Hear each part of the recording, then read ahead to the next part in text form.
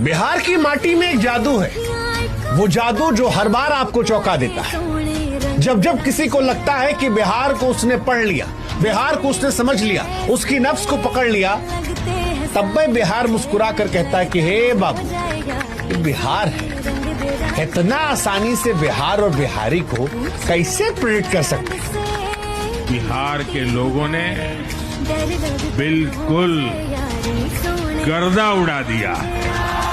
बिहार में खाली एक ही चीज है जो आप प्रेडिक्ट कर सकते हैं कि जहां होंगे नीतीश कुमार, उसी गठबंधन का बन जाएगा सरकार। बाकी कुछ प्रेडिक्टेबल नहीं है। और देखिए ना, इस बार यही हुआ।